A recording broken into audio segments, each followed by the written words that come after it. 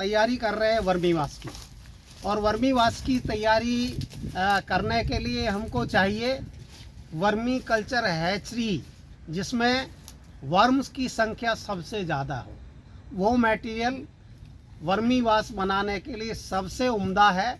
और vermiwash organic farming या non organic farming में इसका जो इफेक्ट है, it is the excellent product for the growth and promotion of the crop. तो इसके लिए जो वर्मी बेड में जो सबसे बेस्ट बेड होती है, जिसमें सबसे ज़्यादा केंचुए हों, अगर हम ऐसे मिट्टी उठाएं, ये मटेरियल उठाएं, तो उसमें आपको केंचुओं की संख्या 100, 150 या 250 तक आपके हाथ में आ जानी चाहिए। तो इस तरह का मटेरियल हो।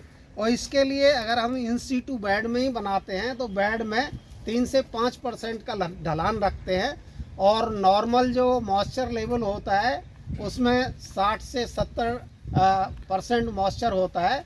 लेकिन अगर और आपको वर्मीवाश हार्वेस्ट करना है तो जिधर डाउन साइड में एक जो गड्ढा बना लेते हैं और उसमें थोड़ा ज़्यादा पानी छोड़ने के बाद में जितना आपका मटेरियल है उसका 1 से 2% हम ज़्यादा से ज़्यादा 24 से 48 घंटे में उसका एक्सट्रैक्ट लेते हैं, जिसको वर्मीवाश हम बोलते हैं। और वो वर्मीवाश आपको 2-3% का खेत में छिड़काव करने का बहुत ही आश्चर्यजनक रिजल्ट आता है।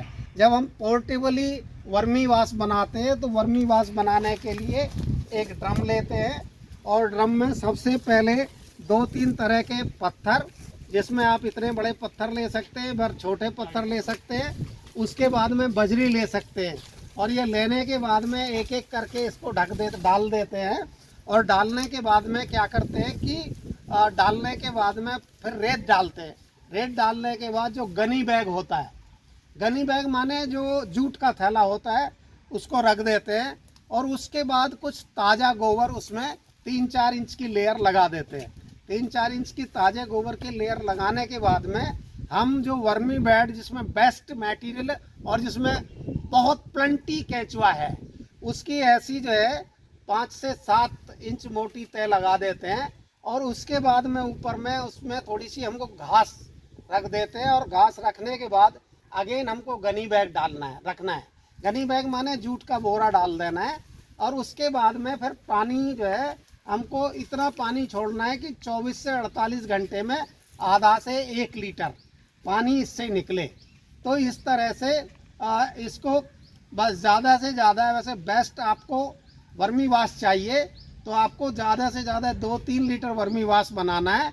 और उसके बाद जो वर्म वाला मटेरियल है, ऊपर वाले मटेरियल को हटा देना है। फिर से आपको थोड़ा ताज़ा गोबर रखना है। फिर से बेड से बहुत अच्छा मटेरियल लेना है जिसमें प्लेंटी ऑफ अर्थवर्म हो। और फिर डालने के बाद में फिर गोबर रखना है। उसके बाद फिर से बोरा ढकना है। इस तरह से आधा से 1 लीटर या 1.5 लीटर आप मैक्सिमम निकाल सकते हैं। ऐसा हम इसलिए करते हैं कि इससे एक्सीलेंट क्वालिटी का वर्मीवाश मिलता है और इससे जो केंचुओं की ओवर वॉशिंग नहीं होती।